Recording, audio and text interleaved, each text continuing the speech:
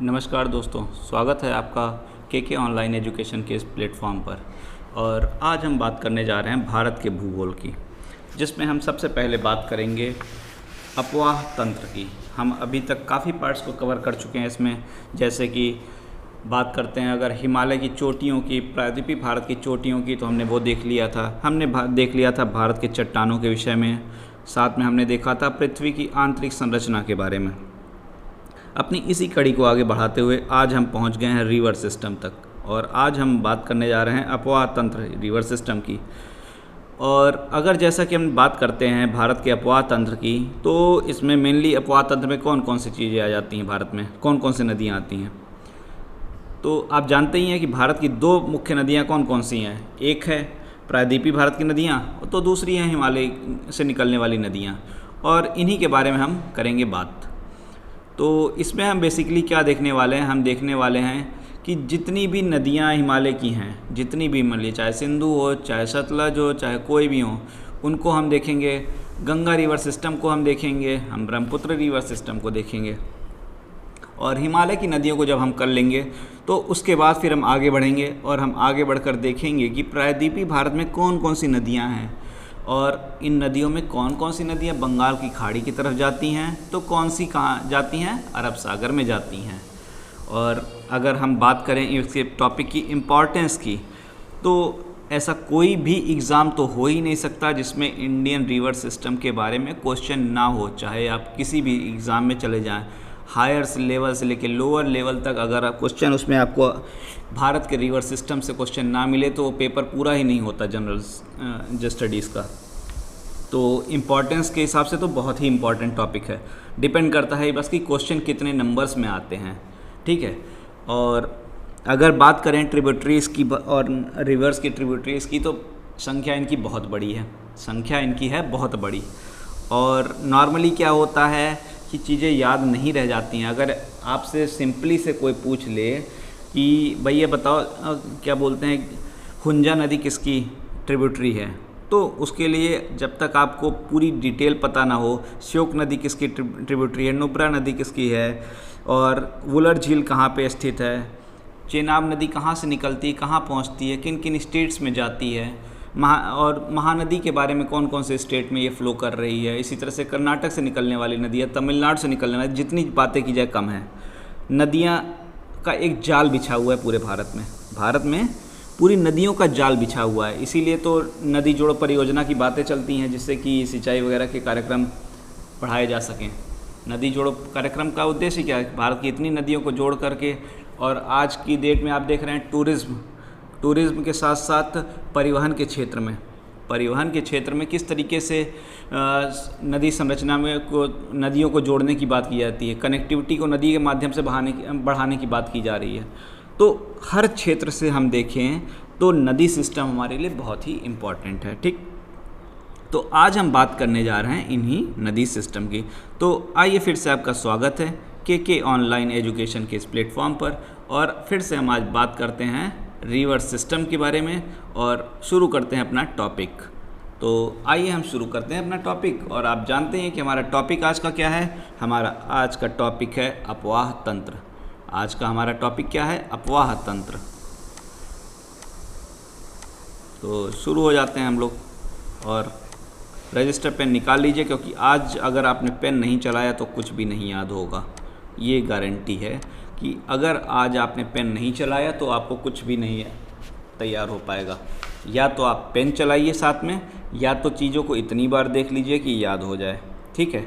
या तो इतनी बार पहली बार में क्या करिए, आप पहली बार में बस देखते चलिए, और दूसरी बार में साथ साथ में आप पेन चलाते चलिए, क्योंकि हर एक रिवर सिस्टम के बारे में हम कम से कम 2-3 बार तो प्रैक्टिस करेंगे ही एटलीस्ट, जिससे कि वो एकदम बिल्कुल हाथों पर आ जाए, और बिल्कुल आपके एक माइंड में एक मैप सा बन जाए कि हाँ जैसे ही बात हो एटलीस्ट आप अंदाजे से ही बता दो कि हाँ ये वहाँ तो हो ही नहीं सकता है, ठीक।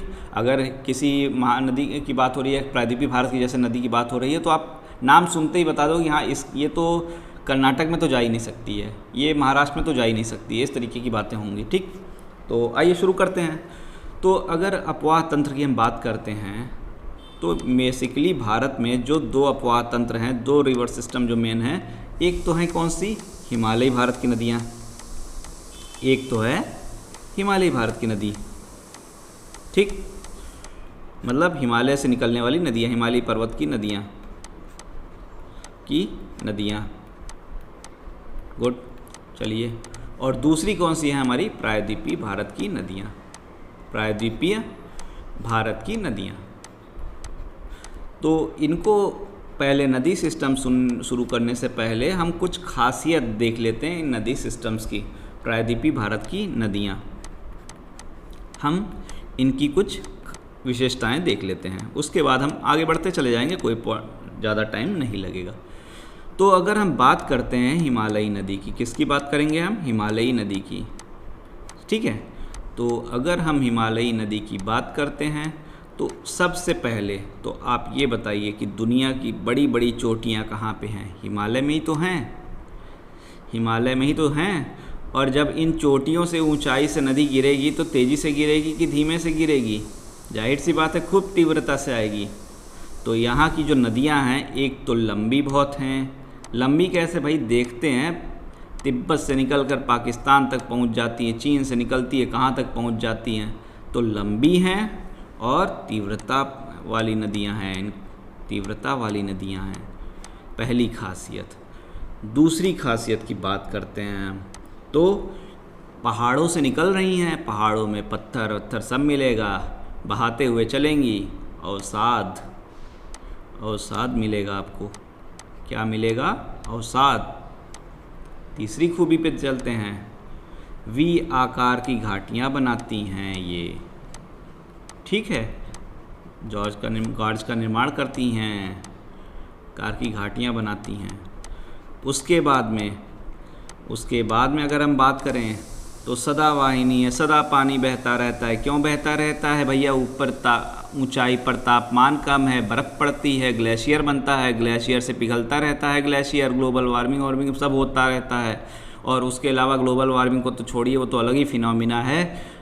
जब हम मानसून पढ़ेंगे, जब हम विंड पढ़ेंगे तो गर्म, जैसे हम देखेंगे कि कंटिन्यूअस वे में क्या होता है, गर्म और ठंडा होता रहता है, दिन के टाइम में रात के टाइम में परिवर्तन आता रहता है, बर्फ़ पिघलता रहता है, उससे क्या होता है, नदियों में पानी आता है, तो नदियाँ क्या होती हैं, साल भर बहती रहती हैं, और 12 मासी नदियाँ होती हैं, सदा नीरा नदियाँ होती हैं, 12 मासी नदियाँ होती हैं,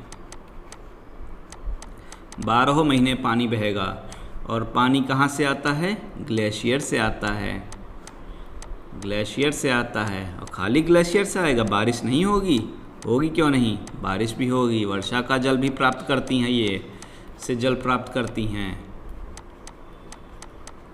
हिमालय का निर्माण अभी भी हो रहा है, और ये नदी घाटियाँ अभी भी अपर्दन कर रही हैं, अपर्दन अभी भी चालू है, अपर्दन अभी भी चालू है नदी घाटियों के द्वारा। और इन नदी घाटियों ने अपना आधार तल प्राप्त नहीं किया है, आधार तल प्राप्त नहीं किया है। और एक बात बताइए, जब पाकिस्तान और भारत में होता है विवाद, टेंशन, टेररिस्ट एक्टिविटीज़ के लिए, तो भारत क्या कहता है, हम इंडस ट्रीटी को समाप्त कर देंगे, इंडस वाटर ट्रीटी को हम उसकी फिर से विवेचना करेंगे। तो इसका मतलब क्या है कि ये एक अंतर्राष्ट्रीय परिदृश्य बन चुका है। वर्ल्ड बैंक वगैरह ने अपना एक कह सकते हैं कि योगदान देकर एक समझौता टाइप में कराया था, कि एग्रीमेंट कराया था। साथ में चीन से आती हैं ब्रह्मपुत्र नदी आती है, उसका अलग कहानी है, उधर डैम वैम बना के हमारे मानसून को प्रभावित कर रहा है अपने तरफ से वो।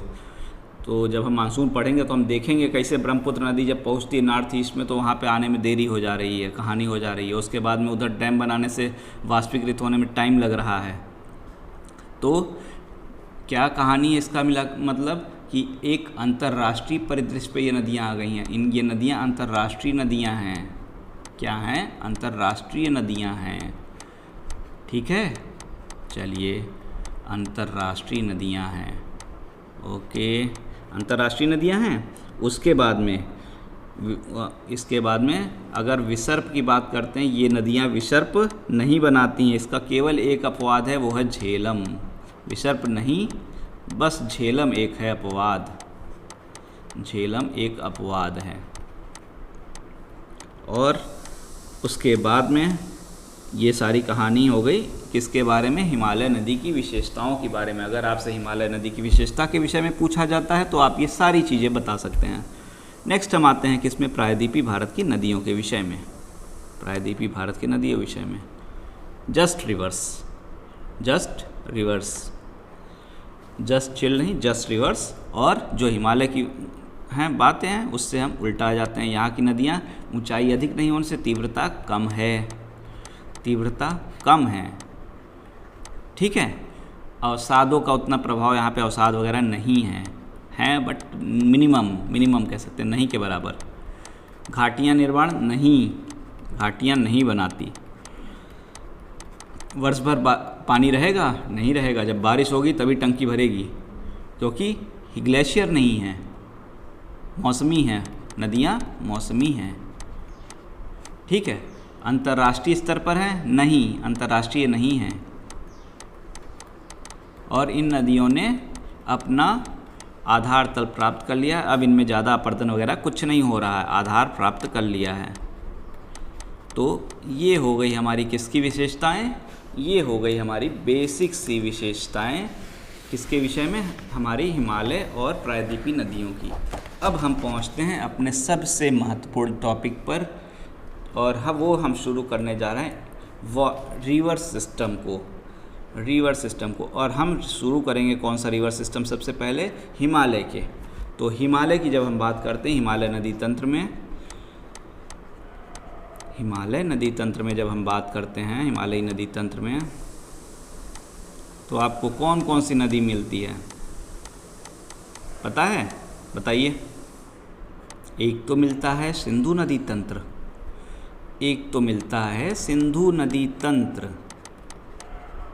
सिंधु नदी तंत्र, बहुत बढ़िया, सिंधु नदी तंत्र मिला। उसके बाद में आपको सबसे इम्पॉर्टेंट उत्तर भारत की गंगा नदी तंत्र, वेरी गुड। और इन सब के बाद में मिलता है ब्रह्मपुत्र नदी तंत्र, गुड, बहुत अच्छे।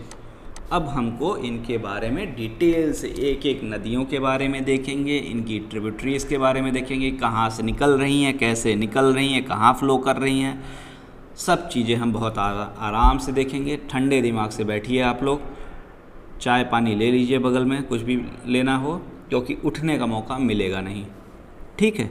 और उठते हैं अगर तो पॉज करके उठिएगा, रनिंग वीडियो मत छोड़ दीजिएगा कि दोबारा आके देखेंगे, ठीक। रनिंग में कॉन्सेप्ट हो जाएगा उड़, कुछ नदी घाटियाँ हो जाएंगी विलुप्त। तो चलिए शुरू करते हैं सबसे पहले सिंधु नदी तंत्र।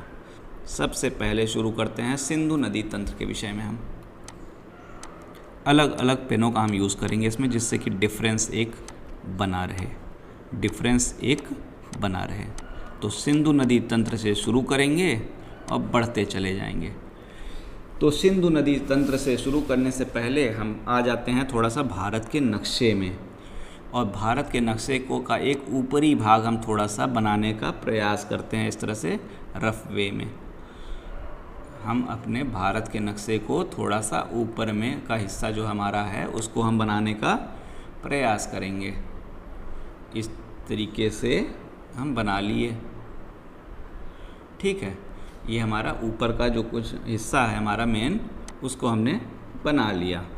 अब चलिए इसको हम 3 भाग में बांटेंगे, 4 नहीं हम कह रहे हैं, हम लद्दाख को और JNK को कंबाइंड वे में देख रहे हैं।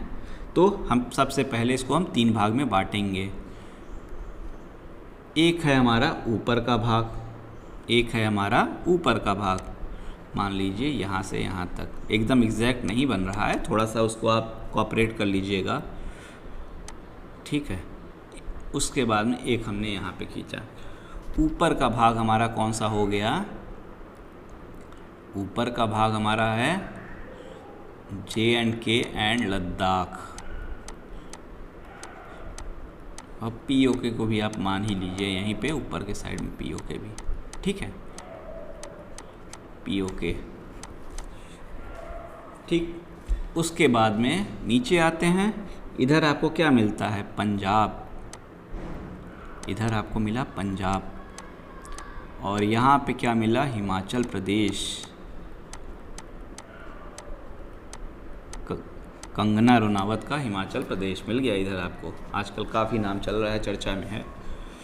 ठीक, तो हिमाचल प्रदेश हो गया और पंजाब हो गया और जम्मू कश्मीर, पंजाब, लद्दाख, क्योंकि हमने सब एक साइड में ले लिया है। ठीक, तो अब अगर हम बात करते हैं, किसकी बात करते हैं, सिंधु नदी तंत्र की, तो सबसे पहले हम इधर साइड में हम नाम लिखते हैं। क्या लिखते हैं, नाम लिखते हैं। एक तो हो गई सिंधु नदी, एक तो हो गई सिंधु नदी। सेकंड नंबर पे हमारी आती है व्यास नदी हो गई। तीसरे नंबर पे आती है हमारी झेलम नदी हो गई। चौथे नंबर पे हमारी कौन सी आती है, चेनाब नदी हो गई। चिनाब जो भी लिखना है लिख दीजिए आप, ठीक है, नंबर मिलने से मतलब है। उसके बाद में आपकी कौन सी हो गई, रावी नदी हो गई। रावी नदी हो गई और सतलुज नदी हो गई। उसके बाद कई सहायक नदियाँ। हम बात करेंगे अब इन्हीं नदी तंत्रों के बारे में, नदियों के बारे में, कहाँ से कैसे निकलते हुए आ रही हैं और आगे बढ़ती चली जा रही हैं। तो आइए अब हम शुरू करते हैं। ठीक, तो सबसे पहले हम बात करते हैं सिंधु नदी की। किसकी बात करते हैं हम, सिंधु नदी की। तो सिंधु नदी की अगर हम बात करते हैं, पहले तो हम एक ओवरव्यू लेते हैं, सब सिंपल, उसके बाद हम डिटेल में उसके आगे जाएंगे। तो जब हम सिंधु नदी की बात करते हैं तो चले जाइए आप तिब्बत में। कहाँ चले जाइए आप, तिब्बत में। चलिए चलते हैं तिब्बत चले गए। तिब्बत जाने पे चीन वाले हो जाते हैं नाराज़, लेकिन हमको उनकी नाराज़गी से मतलब नहीं है, हम अपने आप जाएंगे तो जाएंगे। और तिब्बत जब हम यहाँ पहुँचे, हम यहाँ पे तिब्बत में जब पहुँचते हैं तो हमको मिलता क्या है, यहाँ पे एक गोखरचू ग्लेशियर मिलता है। क्या मिलता है, गोखरचू ग्लेशियर। गोखरचू ग्लेशियर ऊपर लिख दे रहे हैं। ठीक, मिल गया। बस यहीं से निकल गई कौन सी आपकी, सिंधु नदी। यहीं से निकल गई सिंधु नदी, और जिसको कहते हैं क्या, तिब्बत में सिंधी खम्बान नाम से भी जानते हैं। तिब्बत में किस नाम से, सिंधी खम्बान नाम से भी जानते हैं। और ये यहाँ से निकल गई और निकल के ये कर दी क्या, बहना शुरू कर दी। आई भारत में, और भारत में बहते बहते गई निकल इधर। ठीक, तो ये आपकी हो गई कौन सी, सिंधु नदी। बह रही है, बहते बहते इसकी अविरल धारा बहते बहते आगे निकल जाती है। चलिए निकल जाने दीजिए, हमें दूसरी नदियों की तरफ भी आगे बढ़ना है। तो उसके बाद में सिंधु नदी तो गई निकल। अब हम और आगे बढ़ते हैं। जब हम सिंधु नदी के बाद में हम आगे बढ़ते हैं तो नीचे थोड़ा समा जाते हैं। कहाँ आ जाते हैं, नीचे की तरफ। और नीचे की तरफ जब हम आते हैं तो हम सबसे पहले क्या करेंगे, पेन का कलर बदलेंगे। और पीला देखते हैं दिखता है कि नहीं दिखता है, नहीं उतना नहीं दिख रहा है, पीला हम नहीं लेंगे, हम गाढ़े डार्क कलर में ही चलते रहेंगे। ठीक है, हम डार्क कलर में ही चलेंगे। तो इधर हम जब आते हैं तो यहाँ पे मिल गया हमको एक रकसताल, नाम सुना होगा आपने। ठीक है, यहाँ से क्या निकली सतलुज निकली। यहाँ से निकली सतलुज, और सतलुज ऐसे बहते बहते बहते बहते आ गई कहाँ, इधर। कहाँ आ गई, ये भी निकल जाएगी पाकिस्तान साइड में। ठीक, चलिए सतलुज को हमने बहा दिया। अब चलिए इसको भी हमने यहाँ से निकाल दिया। चल, 2 नदियाँ हमने निकाल ली। अब बात करते हैं हम अपनी कुछ और नदियों की। हिमाचल प्रदेश में हम चलते हैं और हिमाचल प्रदेश में देखते हैं और क्या कहानी हो सकती है। जब हम हिमाचल प्रदेश में जाते हैं तो हमने बात की थी कुछ पासेस की, याद है आपको, बारालाचा पास, रोहतांग पास, इस तरह की बातें की थी। तो यहीं पे है हमारा रोहतांग पास। कौन सा पास, रोहतांग पास। समझ में आ रहा है कौन सा पास है, रोहतांग दर्रा है हिमाचल प्रदेश में, भूलिएगा मत। यहाँ से हमने निकाली व्यास नदी को, व्यास नदी को बहा दिया, व्यास नदी को ले आके मिला दिया किसमें, सतलुज नदी में। यहाँ से हमने व्यास नदी को निकाला और सतलुज नदी में प्रवाहित कर दिया, इनका संगम करा दिया। ठीक, चलिए अब ये रोहतांग पास जो है ये बहुत ही इम्पॉर्टेंट पास है, खाली व्यास नहीं और नदियाँ यहाँ से आ रही हैं। आइए उनको भी देखते हैं, चलिए देखते हैं। ये जो व्यास के निकलने के बाद में, जब हम व्यास नदी हमारी निकल गई, उसके बाद में क्या हुआ, पेन का मार्कर कहाँ खो गया, ये रहा, हाँ ये रहा, ठीक है। उसके बाद में हमारी निकलती कौन सी, चेनाब नदी। चेनाब नदी निकलकर पहले जाती कहाँ है, जम्मू कश्मीर के साइड में। जम्मू कश्मीर में जाने के बाद में फिर से आती है, बहती है और घूमती है, घूम के फिर से आके यहाँ पे मिल जाती है। ठीक, और ये हमारी कौन सी नदी है, हमारी, ये है हमारी चेनाब नदी, ये हमारी चेनाब नदी है। उसके बाद एक और नदी अभी हम देखते हैं, उसके बाद एक और नदी को हम देखते हैं, वो भी ऐसे निकलेगी। उसके बाद में यहाँ से हम निकालते हैं किसको हैं, यहाँ से रावी नदी को निकालते हैं, और उसको हम जम्मू कश्मीर नहीं ले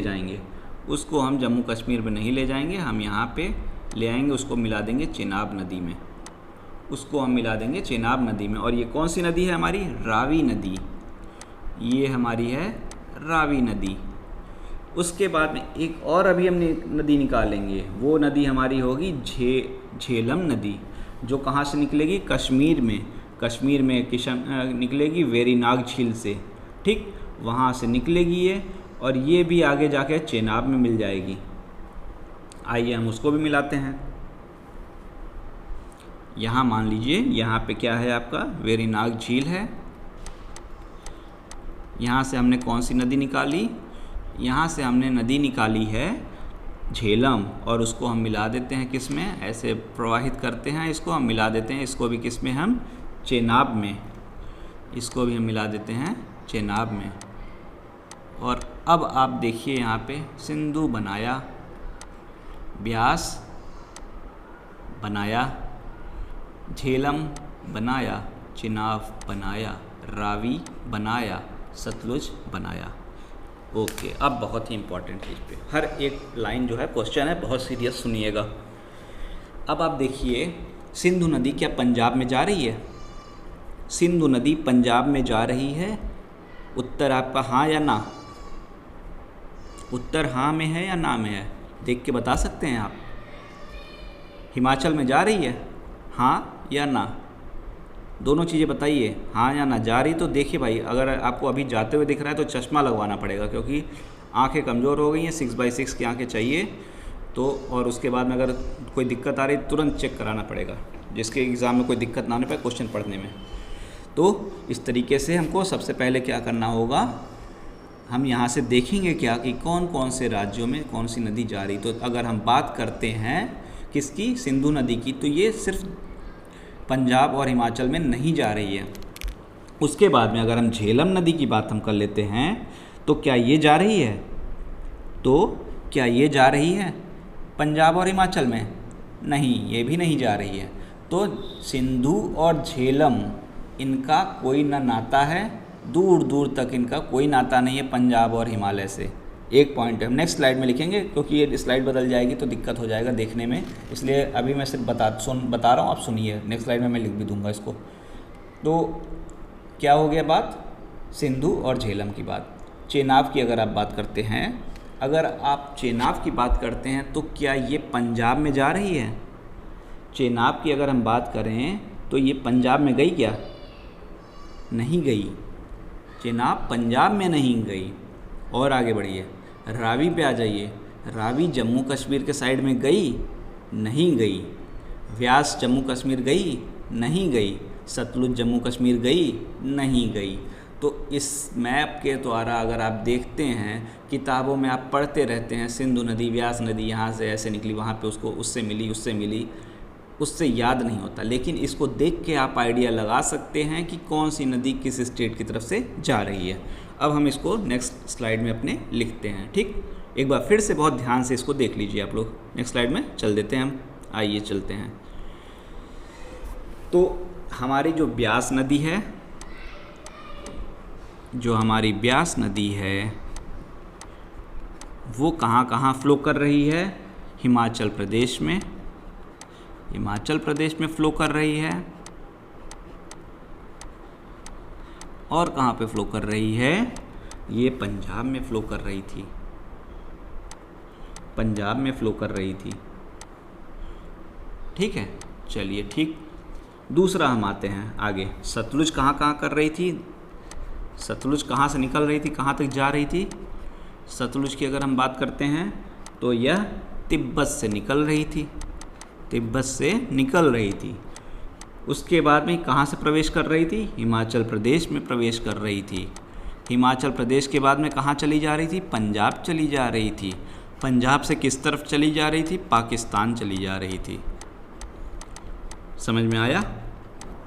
कोई बड़ी चीज़ नहीं है, आपने देखा, खुद देखा इन सब चीज़ों को। चेनाब के बारे में आते हैं। चेनाब की जब बात करते हैं तो कहाँ से आपने देखा? निकली कहाँ से थी? हिमाचल प्रदेश से निकली थी। कहाँ पे गई थी? जम्मू कश्मीर गई थी। जम्मू कश्मीर से कहाँ टहलते हुए चली गई? पाकिस्तान चली गई। ठीक। उसके बाद में रावी नदी, रावी नदी को आपने कहाँ से निकाला था? रावी नदी को भी हिमाचल प्रदेश से निकाला था। कहाँ पे फ्लो कराया था? पंजाब में फ्लो कराया था, पंजाब में फ्लो कराया था। और इसको चेनाब से कहाँ पे मिलवाया था? पाकिस्तान में मिलवाया था, पाकिस्तान में मिलवाया था। फिर हम किसकी बात करते हैं? सिंधु की बात करते हैं। सिंधु की बात करते हैं तो कहाँ से निकली थी? तिब्बत से निकली थी, तिब्बत से निकली थी। तिब्बत से कहाँ चली गई थी? लद्दाख साइड में चली गई थी। लद्दाख साइड से कहाँ चली गई थी? पाकिस्तान चली गई थी। तो अब आप समझ सकते हैं कि सिंधु नदी तंत्र में नदियाँ किस तरफ फ्लो कर रही हैं। एक तो आपकी पाकिस्तान की तरफ जा रही हैं, और कहाँ पे कौन से स्टेट में नदियाँ फ्लो कर रही हैं इसके बारे में आपने देख लिया। और कहाँ पे कौन सी नदियाँ किससे मिल जा रही हैं उसको भी आपने देख लिया। तो रावी और रावी की अगर हम बात करें तो रावी किससे आपकी मिल जा रही है? रावी किससे मिल जा रही है बताइए? देखा था आपने फिगर, देखिए फिर से पेज पलटिए। तो रावी हमारी मिल किससे जा रही है? रावी हमारी कहाँ गया? रावी हमारी किससे मिल रही है? चेनाब से मिल रही है। और व्यास अगर हम बात करें तो किससे मिल जा रही है? व्यास हमारी मिल जा रही है सतलुज से। ये हमारी व्यास नदी कहाँ किससे मिल रही है? सतलुज से मिल रही है। ठीक। और थोड़ा सा अगर हम पाकिस्तान की तरफ चले जाते हैं, जब हम पाकिस्तान में चले जाते हैं तो चाहे चेनाब हो, चाहे रावी हो, चाहे व्यास हो, चाहे सतलुज हो, टोटल कितनी नदियाँ हो गई? चेनाब 1, रावी 2, व्यास 3 और सतलुज 4, और उसके बाद ऊपर से झेलम 5। झेलम भी आके किस में मिल जा रही थी? झेलम भी हमारी मिल जा रही थी किसमें? चेनाब में। और ये भी क्या हो रहा था? जम्मू कश्मीर से निकल के पाकिस्तान तक जा रही थी। तो क्या है कि जब ये पाकिस्तान में ये सारी नदियाँ एक दूसरे से मिलने के बाद पहुँचती हैं पाकिस्तान में, एक स्थान है पंचनद, पंचनद।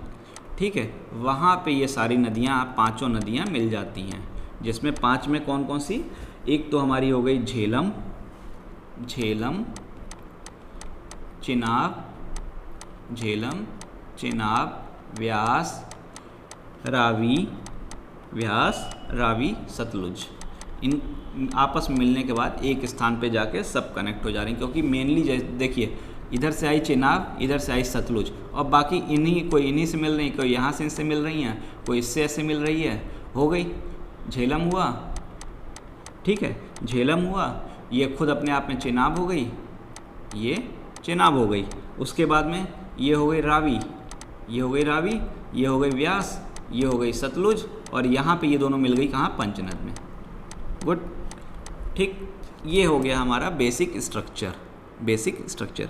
अब हमको क्या करना है? अब हमको देखना क्या है कि इनकी सहायक नदियाँ कौन कौन सी हैं, किस साइड से हैं।